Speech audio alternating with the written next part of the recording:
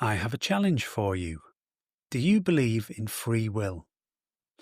If you do, and most people do, if you believe that we can make choices unfettered by external influences, I challenge you to demonstrate it right now. If free will is real, immanent, and common to all humans, this can hardly be dismissed as an unreasonable request. And I'm not being flippant here. This, I think, is a definitive test. If you can perform an action or even have a thought that is in principle free of any antecedent causes, any determinants, because they determine what happens, you have proof of free will.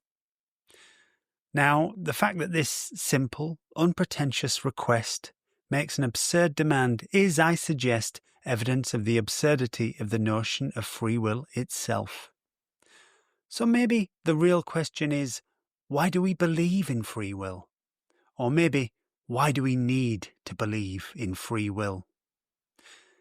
But wait, this show is about Nietzsche's will to power. What's free will got to do with it? What does not kill me makes me stronger.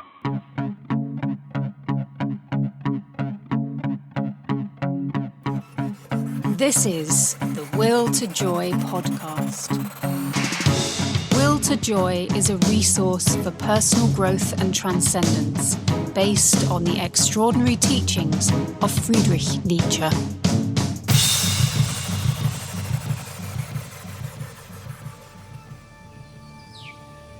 What's this war in the heart of nature?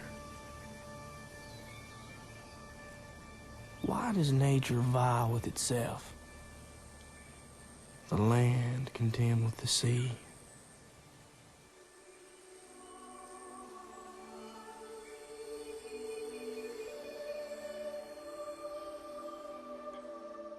So here it is, folks, the Will to Joy big Season 1 finale. And it's taken me a few weeks to get this together for you, but I wanted to provide a complete explanation of Nietzsche's will to power. So I think you'll find the wait worth it.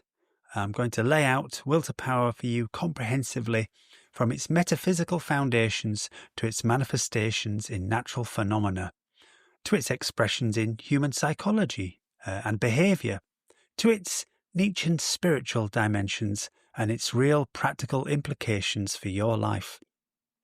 This has been quite the undertaking, but I'm happy with the results, and I think you will be too, or at least I hope you will be. Because of the breadth of the topic, I've had to make this show a 3-parter. I bet you never knew there was so much in it.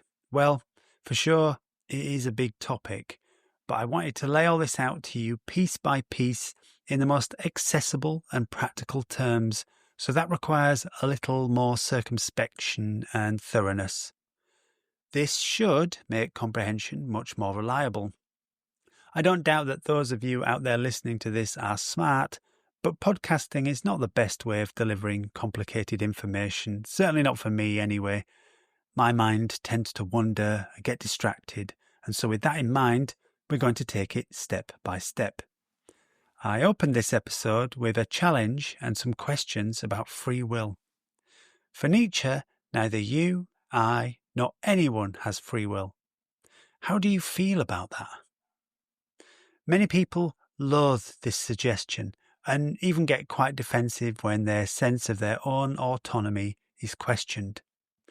Nietzsche writes, quote, "The strongest knowledge, that of the total unfreedom of the human will, is nonetheless the poorest in successes, for it always has the strongest opponent, human vanity." Unquote. That's from Assorted Opinions and Maxims, number 50. Our defensiveness is understandable, because to strip us of our free will seems to diminish us somehow. But don't switch off. Bear with me and I will explain. Believe it or not, rejecting free will does not rob you of any nobility. Far from it. Relinquishing free will even has benefits. Free will. This may seem like a strange thing to bring up in an episode that is purportedly about will to power, and will to power in Nietzsche's most expansive, most comprehensive sense. but its crucial relevance will become clear to you by the time we are done here. The interpretation of will to power I'm about to unveil to you is, as far as I can tell, my own, though it overlaps with some others. In the 125 years since his death, a lot of ink has been spilled interpreting Nietzsche's philosophy, so it's possible other interpreters have found themselves ploughing the same furrow, but if so, I haven't been able to find evidence of it. Crucially, my theory relies on two axioms. Firstly, there is no free will. Secondly, power is relative, relational, and for us conscious beings, a matter of subjective perception and judgment. I think my theory nails what Nietzsche meant by this concept, such that it unifies his whole philosophy into a coherent and highly credible theory of everything that happens, from the death of stars to your liking for strawberry ice cream, from the erotic genesis of all art to the warm feeling you get from social acceptance, from the development of moral conscience to the crazy excesses of romantic infatuation. Some contemporary commentators confine will to power to a psychological theory about human motivation. Others expand it to include all organic life. But Nietzsche at times suggests is the most fundamental principle of existence itself, at least from the human perspective, which of course is the only perspective we ever get. As he writes in his unpublished notes, quote, "The world is the will to power and nothing besides, and you yourselves are also this will to power and nothing besides," unquote. That's from Will to Power 1067. By the time we are done here, I hope to have persuaded you that will to power is Nietzsche's theory of everything, a theory that is not just logical, economical and plausible, but actually useful for the aspiring individual, for you. And here's another abrupt left turn. We begin our exploration of Nietzsche's will to power by taking a wild ride into deep time to the very birth of our solar system itself. Again, you may wonder at first what possible relevance this material can have. But let my tale unfold, and all shall become as clear as the resounding peal of a temple bell at dawn. So, turn off your communications devices, lock the door, mix yourself a stiff drink, and strap yourself in. We are travelling back into the most distant past, 4.5 billion years ago.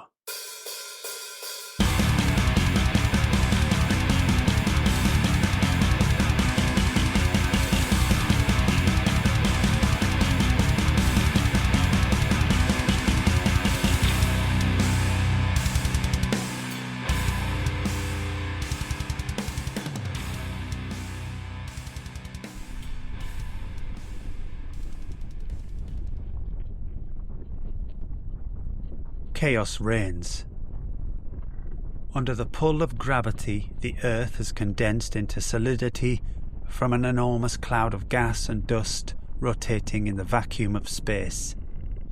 This rough, dark sphere tumbling through the void is altogether unlike the familiar blue and green jewel that we will come to know and cherish. It's a hellish world, toxic, sterile, infernally hot, without liquid water or atmosphere. Its unstable crust means its surface is convulsed by violent volcanic activity. Rainless electrical storms split the skies, and an unrelenting sun bakes the planet with lethal radiation. With no substantial atmosphere, nothing insulates or shields the surface from the solar onslaught. The moon looms unnervingly large on the horizon, 10 times closer than in the far future, and the Earth itself spins much faster. Days last only 5 hours.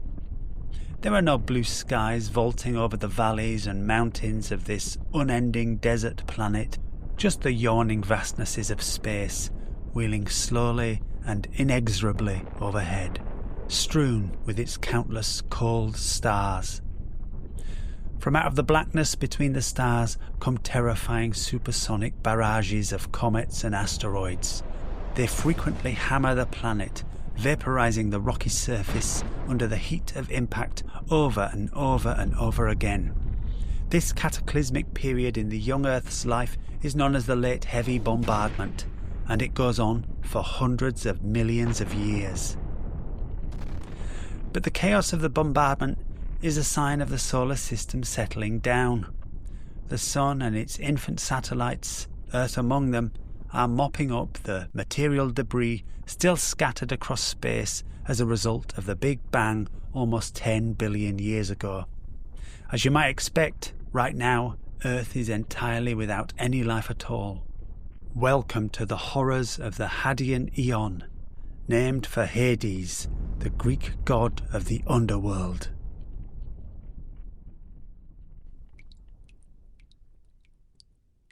Ages pass. In time, water, the first prerequisite for life, arrives, probably in the form of numberless icy comets from outer space. This celestial meltwater pools into the first oceans. They are acidic, hostile to life, yet in the dark seabeds or deep beneath the crust in hidden water deposits, conditions differ.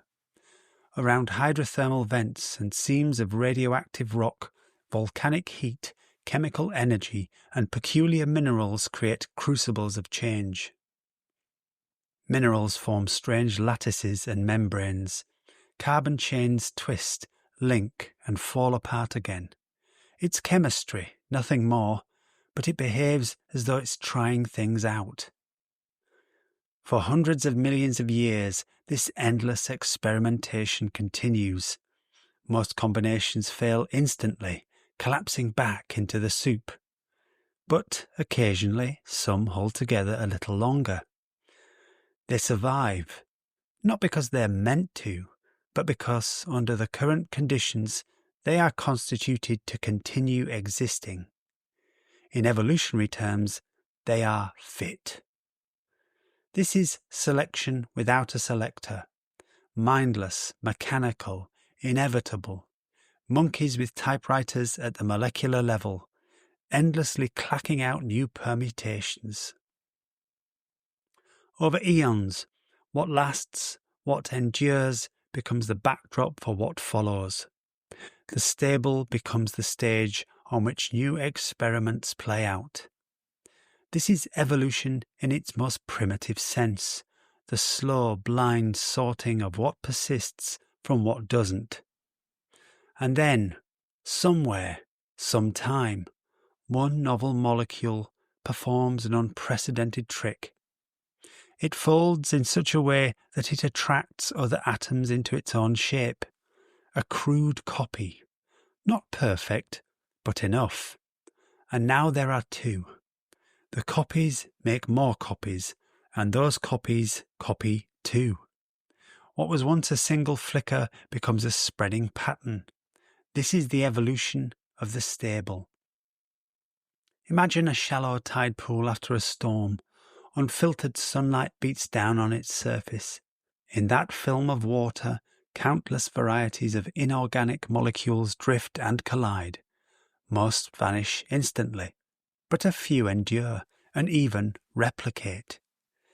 Each repetition leaves more of itself behind, seeding the pool with its own likenesses.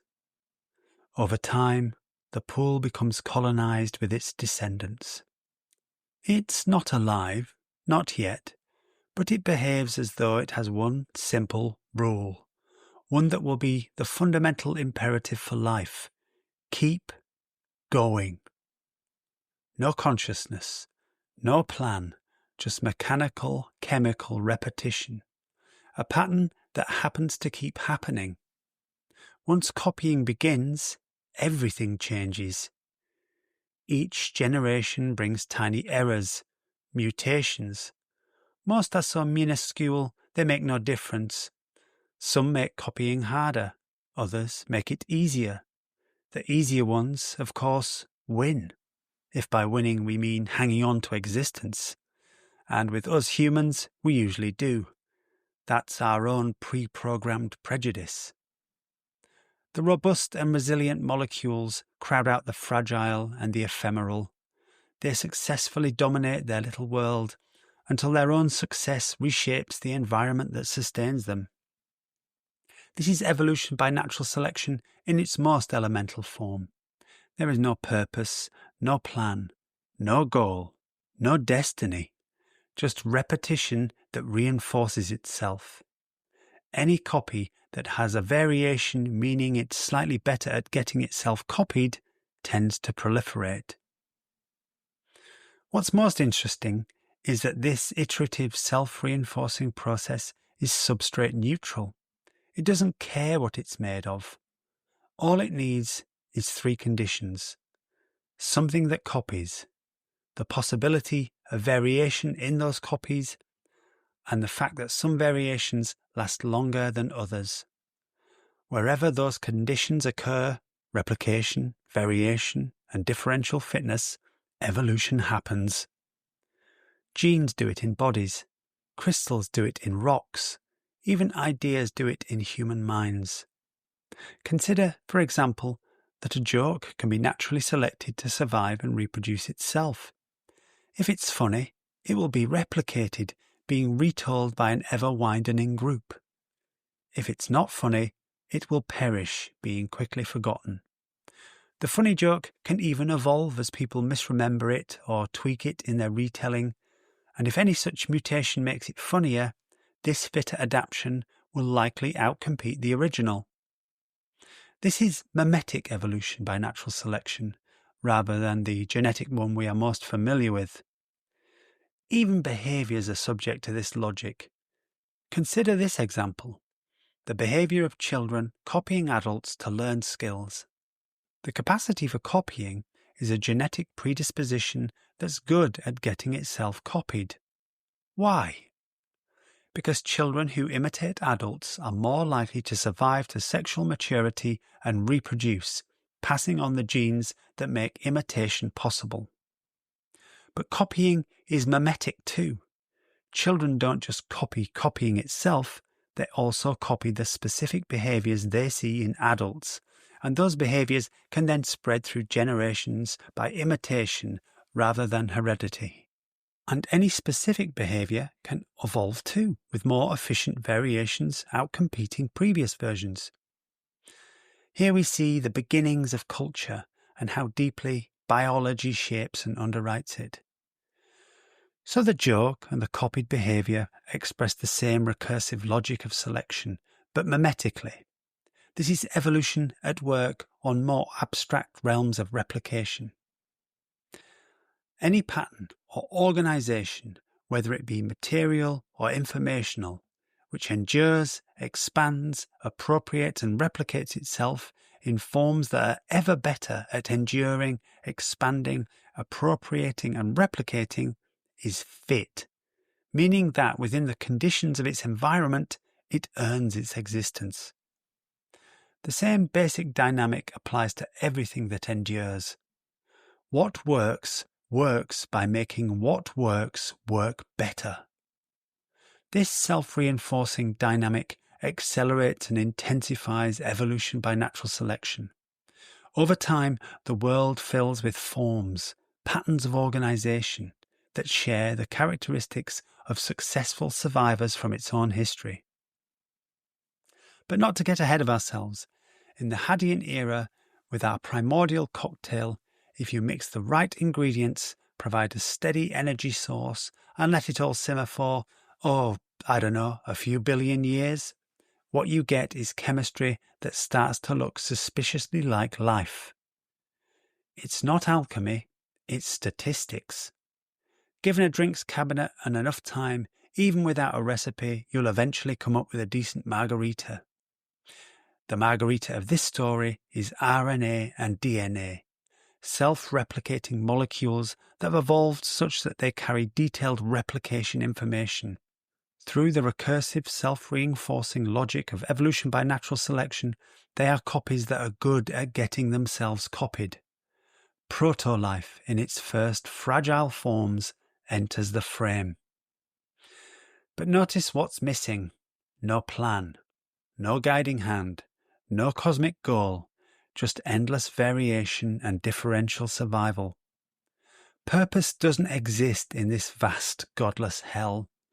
Purpose emerges much, much later inside us humans as a byproduct of nervous systems sophisticated enough to imagine a future. Purpose, like the desirability of hanging on to existence, is another human prejudice. For now, the universe doesn't care. It simply and unfailingly does what it does, with marvellous results.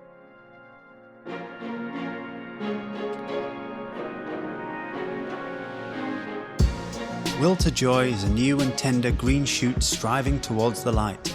If it's going to thrive, it needs the sunshine and gentle rain of your support. If you find value here, support me by doing a few simple things.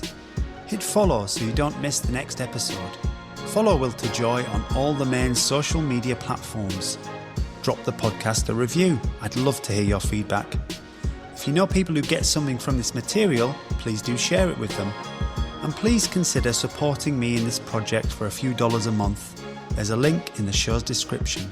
And if you feel ready for it, you can now also become a De Profundis member on Patreon with exclusive episodes that delve deeper into Nietzsche's philosophy for life.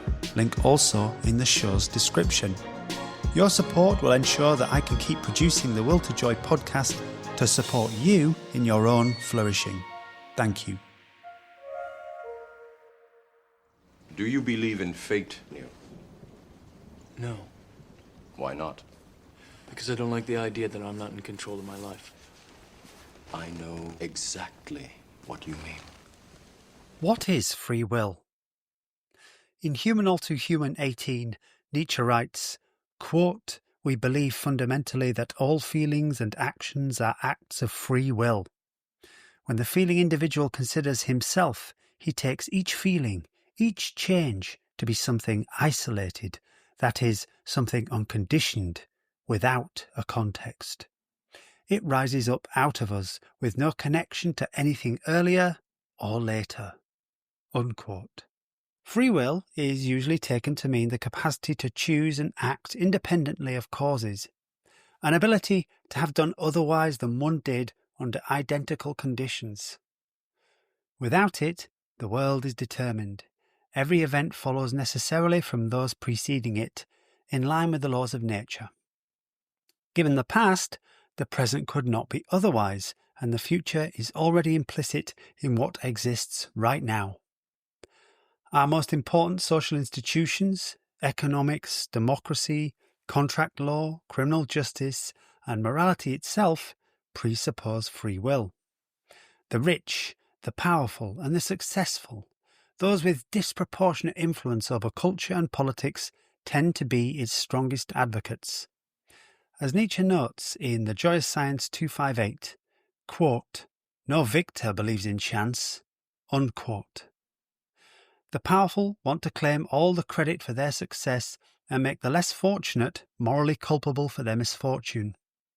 You make your own luck, they insist. The persistence of our faith in free will reflects its crucial psychological and social function in maintaining social order and cohesion. Can you even imagine what our societies would look like in its absence? Well, ancient Greece and Rome might provide clues. Those prodigious pagan societies believed in destiny, not free will. And there's something to think about there, but that's definitely a topic for another time. Nietzsche from Human All Too Human 107, quote, "Man's complete lack of responsibility for his behaviour and for his nature is the bitterest drop which the man of knowledge must swallow, if he has been in the habit of seeing responsibility and duty as humanity's claim to nobility. All his judgments, distinctions, dislikes have thereby become worthless and wrong. The deepest feeling he had offered a victim or a hero was misdirected.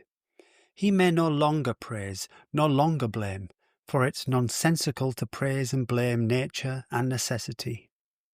Just as he loves a good work of art, but does not praise it because it can do nothing about itself, just as he regards a plant, so must he regard the actions of men and his own actions." Unquote. Let's consider a case of purported free will. Picture a starving man who steals a loaf of bread. His hunger drove him to the act. It was the decisive determinant, the most significant antecedent cause. For those that reject free will, he had no choice. The theft was the inevitable outcome of all the factors pressing on him at that moment. Yet, when he's caught, the judge takes it for granted that he acted freely, that he knew the moral path but chose the immoral one, and so he must be punished. But perhaps blame, vilification, and punishment are not appeals to free will at all. Perhaps they are, unknowingly, attempts to forge stronger determinants. The aim is simple: to ensure that when the offender faces the same temptation again, the fear of punishment outweighs his hunger and tips the balance in favour of restraint. In the thief's mind, the process feels like deliberation. The first time he weighs his hunger against the risk of discovery, hunger wins and he steals. The second time, hunger is again strong, but now he recalls the punishment already endured, imagines worse to come, and remembers how easily he was caught. These new determinants outweigh his hunger, and he refrains. So in this case, fear beats hunger. He thinks he chooses freely. The law claims he chooses freely. At no point does he do so. At no point does he possess free will. He is steered inexorably by determinants in each case, with different outcomes in each case. The truth is that the past is completely necessary. It could not have been otherwise, and so too is the future. The thief is neither free nor truly responsible, and neither is the judge who condemns him. Nietzsche writes, quote, "Neither punishment nor reward are due to anyone as his. They are given to him because it's useful." Unquote. That's from Human All Too Human 105. What then are the social implications? Are we to excuse and absolve every criminal of their crimes? Clearly not.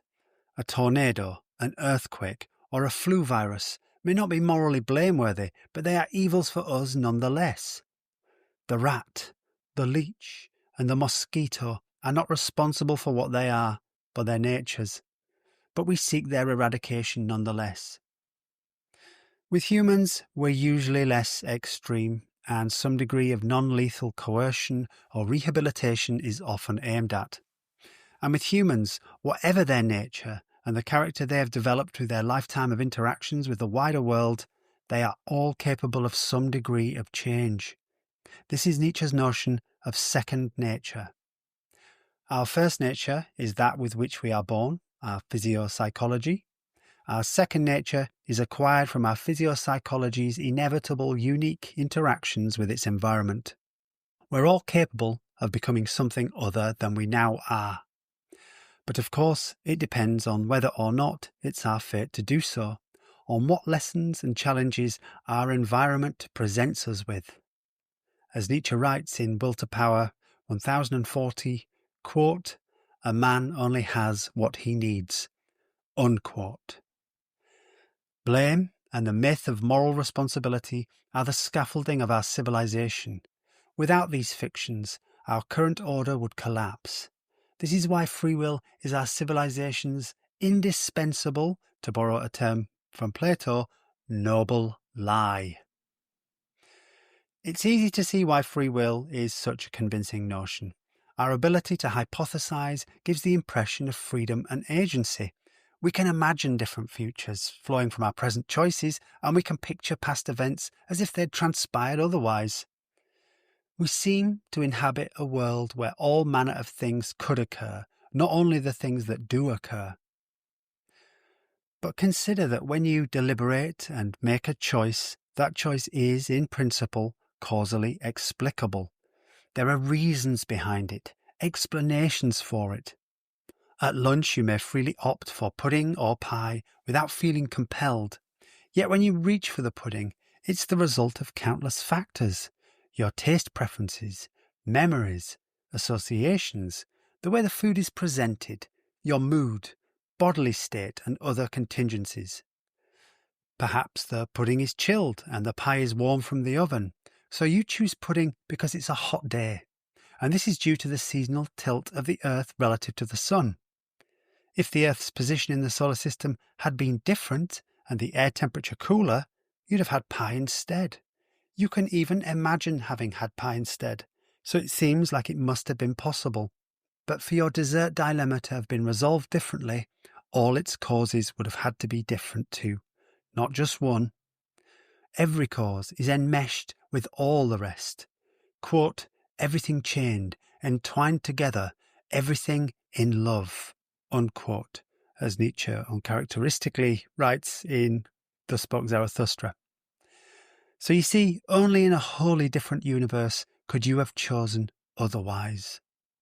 Now there are those who say they see no problem here. So-called compatibilists argue that free will and determinism are, well, compatible. They claim that reason grants a type of freedom.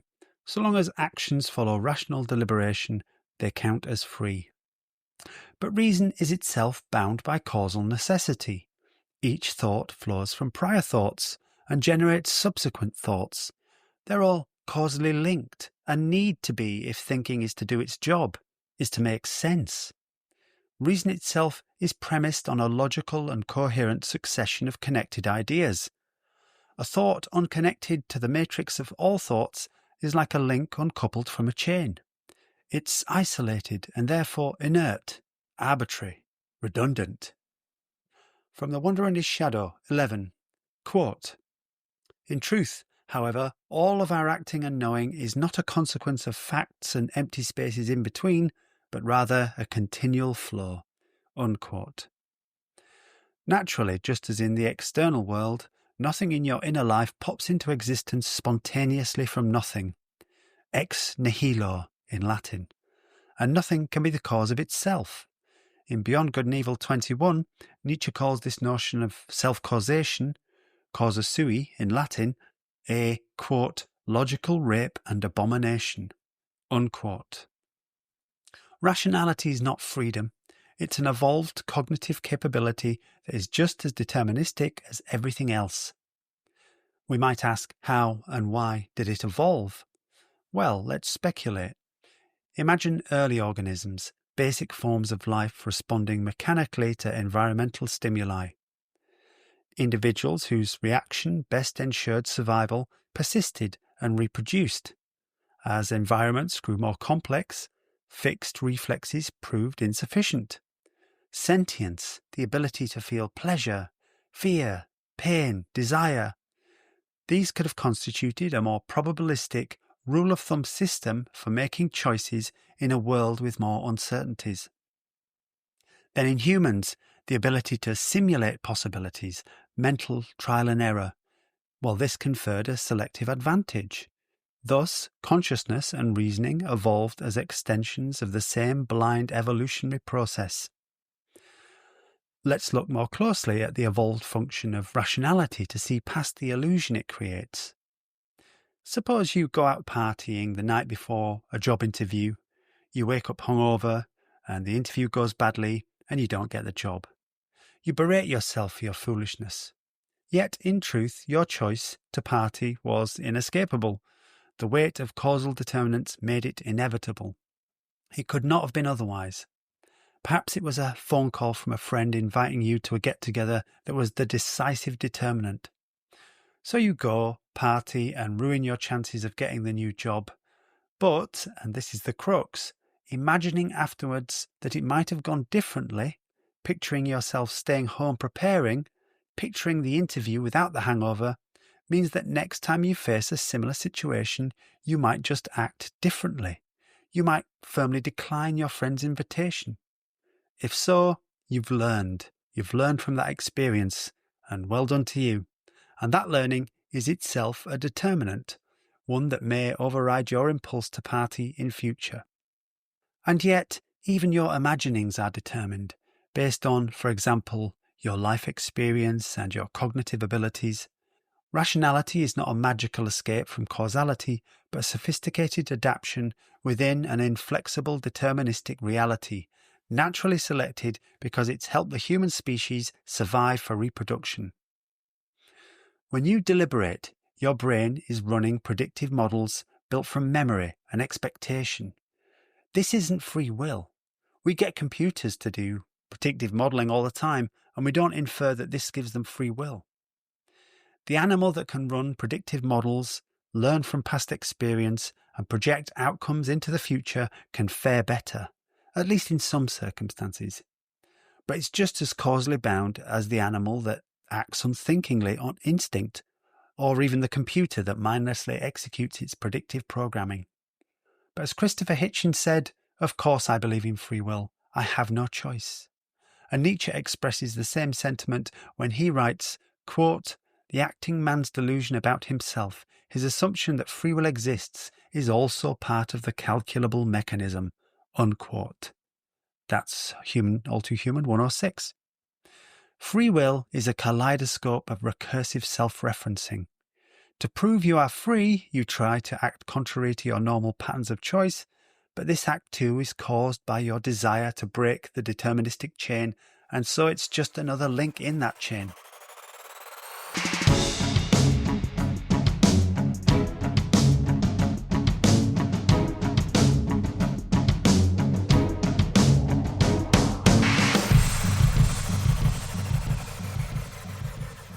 It only takes a moment's thought to realise that free will is a completely incoherent notion, one among a number of cases of magical thinking in contemporary humanity.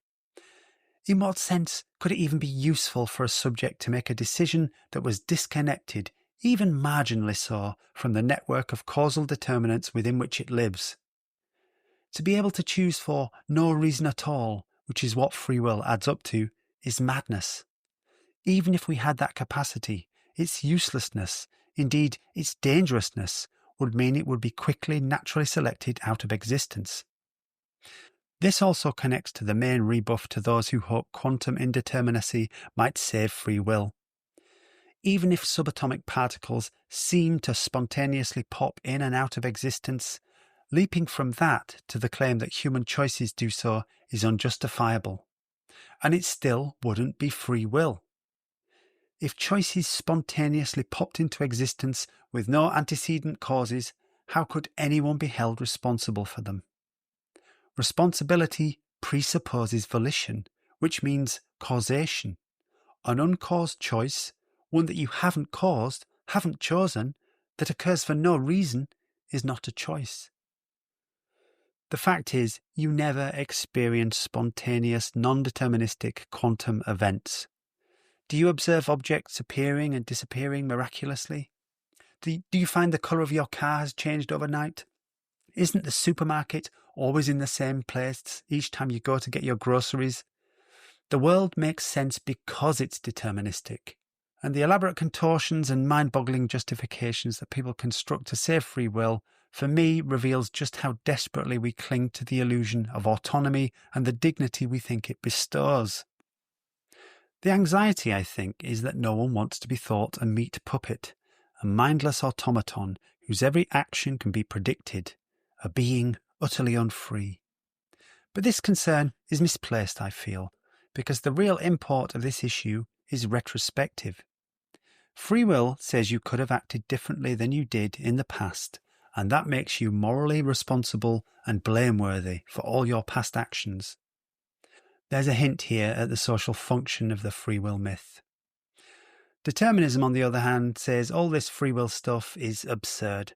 Only in a different world, with different determinants, would you have acted otherwise than you did. Looking forward, the future may be inevitable, it may be absolutely determined, but we don't know and can never truly know what it holds. And even knowing this is its own determinant. Back in the 90s, everyone was talking about chaos theory. That interest has since waned, but one of its central insights is highly relevant here. Tiny changes in a system can quickly compound into massive differences, making accurate predictions shaky at best. This is the principle of the butterfly effect. A butterfly flapping its wings in China might, in principle, contribute to a storm in Canada. The same unpredictability applies to human behaviour, or any future event for that matter. We can make probabilistic predictions, but over time they grow increasingly unreliable due to systemic complexity. And no system is more complex than the world itself. Its determinants are effectively infinite. This is why Nietzsche rejects the idea of determinism in the sense normally understood. He rejects the mechanistic metaphor that's implied in it, the idea that causes and their effects can be easily identified and isolated, like parts in some kind of great machine. This woefully underrepresents the immense complexity of the processes underlying human behaviour, and all existence itself for that matter. Can causes really be neatly distinguished from their effects? Isn't every effect a cause, and every cause an effect? Cause and effect. Nietzsche thinks that in the real world, quote, such a duality probably never exists. In truth, we are confronted by a continuum out of which we isolate a couple of pieces, unquote. That's from Joyous Science 112. Here we must imagine the world as described by the ancient Greek philosopher Heraclitus, who wrote Panta Rhei, everything flows. There are no causes or effects, just a ceaseless flow with no inherent separation. It is us humans that chop the world up into discrete chunks in order to be able to create discrete concepts, without which no rational language is possible.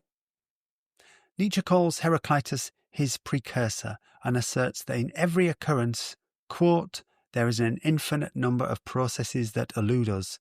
An intellect that could see cause and effect as a continuum and a flux, and not as we do in terms of arbitrary division and dismemberment, would repudiate the concept of cause and effect, unquote. And that's also from Joyous Science 112. Mechanistic metaphors are clearly inadequate and merely reflect our psychological need to break the world up into intelligible pieces. His preferred metaphor, suggested in Human All Too Human 1.1, is chemistry, which better reflects the infinite incalculability of the multitudinous causal relationships at work. But another metaphor that might help is the one I mentioned back in episode 18, that of a roiling pool of water. Can a particular current in such a pool be isolated? Can it be separated from the other currents that form, merge, diverge, or clash with it? Can its boundaries be precisely marked? Can we definitively identify where it began? Can we even identify it at some future moment as the selfsame current? The current is real because it has real effects, but identifying it materially, precisely, is problematic. The fact is that the current isn't some sort of separable entity in the pool, it is of the pool. Its existence is supported and explained by all the activity of the entire pool. Such is the character of the world in the view of Heraclitus and Nietzsche. If you are a current, changing constantly, how can your journey through the pool be predicted with complete accuracy? And the world is far vaster and stranger than our little metaphorical pool. To predict the future with 100% accuracy, we'd require absolute knowledge of the entire universe and infinite computing power. That's never going to happen. The surrender of free will does not make the future or your actions any more predictable than they currently are. We cannot truly know what will happen, what any person might do, what they might become. Your fate may in some sense already be written, but it remains unknown and ultimately unknowable. It is discovered, moment by moment, in the present, and everything can turn on a sixpence. The fateful wake-up call that changes everything for you could be in train but yet to happen, or it could have happened already, but you are yet to feel its consequences. Will you be ready for it when it comes? Will you even recognize it? So let's take stock. We began with a challenge. Prove you have free will. You couldn't do it, I'm guessing, and that was the point. The idea of a choice free from antecedent causes collapses under the simplest scrutiny. Every thought, every impulse, every decision arises out of a vast network of determinants. Physiological, psychological, social, environmental, material, cosmic. the tributaries of which stretch back into primordiality and beyond. You didn't summon them. Instead, their confluence in the present constitutes who you are. If this makes you a meat puppet, well, you are a puppet that can see its own strings. And this knowledge can itself create new determinants, loosening old strings and creating new ones. Whatever the case, the future is an unmapped land full of possibilities, and the absence of free will does not constrain your possibilities. You didn't choose yourself, and everything that has happened to you in the past had to happen. You bear no responsibility. No one does. That can be a difficult mouthful to swallow for lots of reasons. In part 2 of this season finale, we'll answer 2 key questions germane to this inquiry into Nietzsche's will to power, namely, what is will and what is power? We'll trace a path from the physics of becoming through the instincts of life into the psychology of ambition and eventually into the spiritual domain of Nietzsche's highest mode of existence. This will bring us face to face with Nietzsche's divine eidolon of will to power, Dionysus.